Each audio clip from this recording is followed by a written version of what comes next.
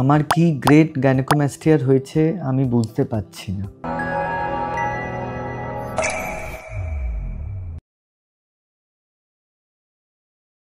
আমি এই ভিডিওটা একটু করতে চাইছিলাম গ্রেডের ওপর, মানে গাইনোকোমাস্টিয়ার কি গ্রেড হয় সেটা নিয়ে অনেকের কনফিউশন থাকে, যে কারণ মনে হচ্ছে তার গ্রেড 2 হয়েছে, কিন্তু উনি যখন প্লাস্টিক সার্জনের কাছে দেখাতে গেছেন তিনি বলেছেন এটা গ্রেড 3।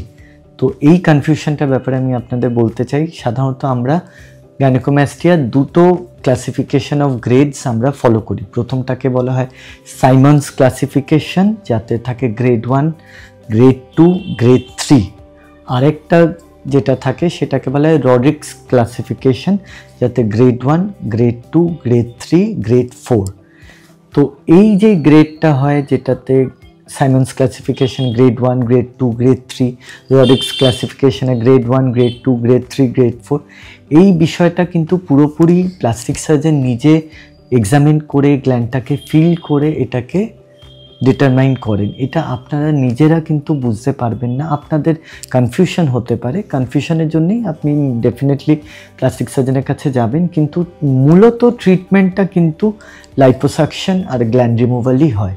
প্রথম স্টেপটা লাইপোসাকশন, সেকেন্ড স্টেপটা গ্ল্যান্ড রিমুভাল।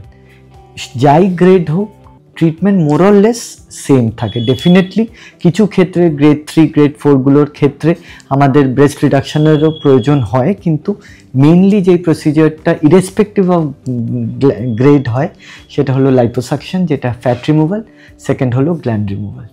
Thank you.